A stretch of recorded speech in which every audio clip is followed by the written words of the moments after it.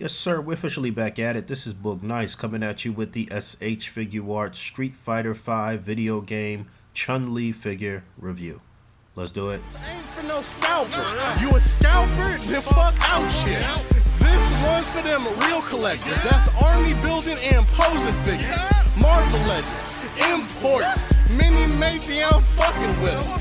Hype beast, we know about you. Stay buying figs, don't know about it. And taking a look at the artwork on the exterior of the box, this is on the left flap. You can see a picture of Chun-Li. It says Street Fighter V #2. It says Chun-Li and SH Figuarts down at the bottom. And on the opposite side, more the same. And the front of the box reveals a picture of the actual figure. You can see the Tamashii Nations logo, the Bandai logo. It says Chun-Li again. You can see the figure actually through the window of the packaging. All right, let's bust this baby out, see what's up. Comes with a little instruction booklet, but of course we don't need that. And she also comes with two sections of what I assume is her stage from the video game. And what I didn't realize when I was reviewing Ryu is that you're actually supposed to prop them up together to reveal the whole cohesive stage. But I will probably never use these. So straight out of the package, she comes with a set of closed fists. And there's a quick look at the pegs. And as always, you want to be careful with these when you're swapping on hands on some of these import figures. It might be a good idea to heat up the hand a little bit before you pop it on the peg. And she comes with a set of open young people hands. Looks like she's doing that young people dance with these. I don't know. But these look pretty good. And then she's got a set of open flat hands with the thumb tucked in. And obviously these are for some martial arts stances and strikes. And these look good as well. And lastly, in terms of the hands, she has a set of fully open hands with the fingers fully spread. I guess some people call these jazz hands. So maybe that first set of hands was rap hands. Haha, I'm here all week. And then we're going to get into her interchangeable faces. Just taking a closer look at the face that comes attached to her out of the package. And this looks very good. Looks very clean. I don't see any paint imperfections. I don't see any problems. And in order for you to swap out the faces, you're just going to pull the front of the face off from the back of the head and then swap. And so she has a smiley face. No teeth showing, but just a cute little smile. And that looks very good. Very clean. And then she has one with the mouth open. Not really a fan of this one.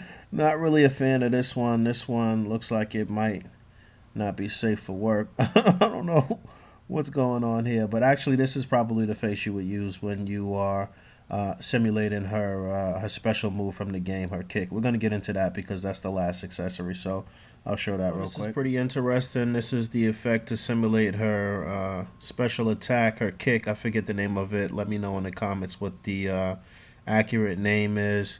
But this actually tabs apart in a couple of places, there and there.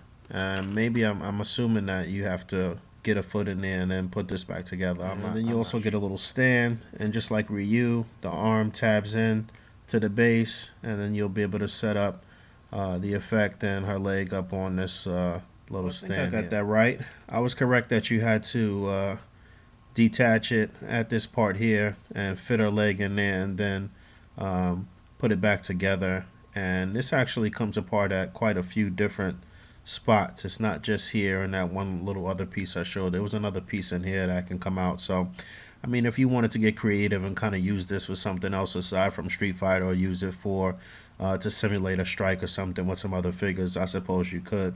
But that looks pretty good. I'll get her up on the base so she can stand hands free. And just to give you an idea with that, to see how that looks. Now, I did not tab in the base that is supposed to attach to Chun-Li's effect part because it was just not attaching to the effect easily, and I didn't want to break it. The effect part is a little fragile, and it does separate at quite a few different parts here along this the tail of the effect on the underbelly. A few of those little parts tab off. So like I said, you could probably use those for different displays or what have you, but I didn't bother trying to plug up everything. I just wanted to give you a good idea of how it might look, and I think this does translate pretty damn well, though. It looks good to me. Yeah, but just real quick so you can see, there's a little peg hole there and this is supposed to tap into the peg hole to keep everything up, but it just was not sliding in there easy. So like I said, this comes apart at quite a few different spots, and there's some other little portions that come off here. There. Taking a closer look at the figure, some of the details for the deco.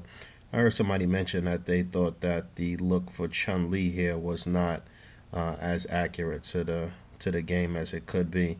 You guys let me know in the comments below. I think she looks very good. I think the paintwork and everything here is very clean.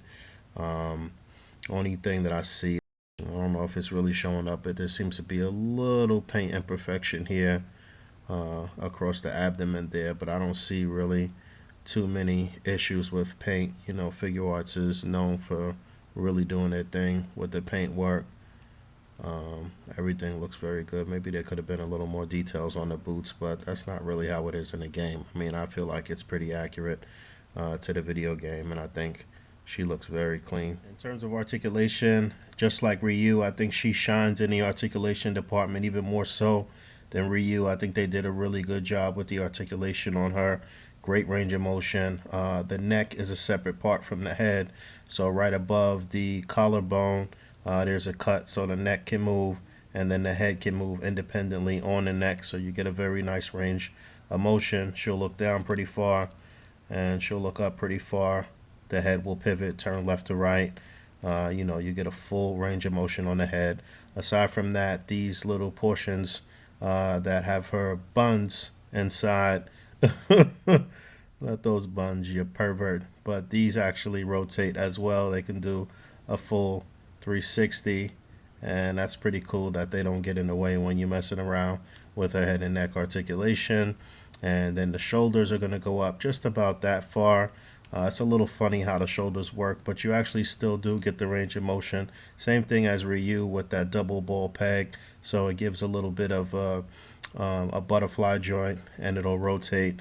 And there is no cut at the upper bicep, but it will rotate on that joint, so that's good. It's still a good range of motion. I wish it could come up this way just a little farther, but you can do a full 360 and it's not really hindered too much. You get a double jointed bend at the elbow, and that looks good.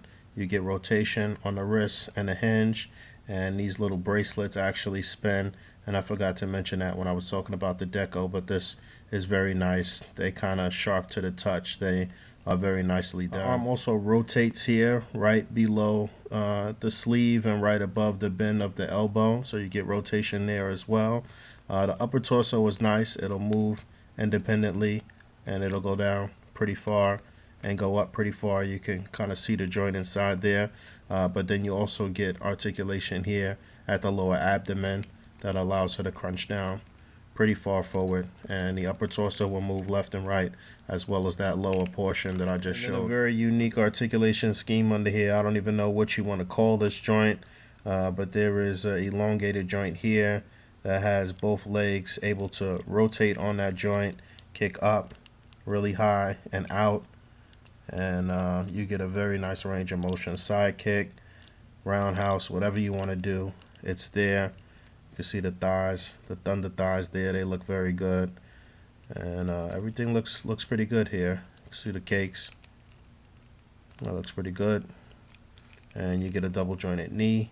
No rotation at the upper boot, but you get rotation here at the foot, and you get a toe joint, and you get a nice pivot. So a very nice range of motion, especially in upper abdomen, lower abdomen, the leg area. I really like the way that they did the legs. You really get a good range of motion. Size comparisons, you got the SHF Goku on the left. Somebody had asked about that comparison, and then you can see Chun-Li next to Ryu from the same line on the right, and I think that looks pretty good. And there's the SHF Mighty Morphin Power Rangers Black Ranger, and the Mezco Dark Knight Batman. And there's the Figma Hulk back there, and the Star Wars Black Series Greedo. So yes, after all this, I will say that I think I like Chun-Li more than Ryu. So far, I think the line is doing very well. I'm really happy with this particular purchase. It actually makes me appreciate Ryu more and look for more figures to come out from SHF, from the Street Fighter line. This is one I would definitely recommend. Costs you about $45 if you're able to get it directly from Japan. definitely going to cost you more if you get it domestically or on the secondary market. Again, the whole debate is whether or not Storm is going to come through as the better Street Fighter 5 line, or if it'll be SHF. If you can do both, do both. Personally, like I said, I'm going to stick with SHF for the time being, and just see where this goes, man. All right. Until next time. Peace.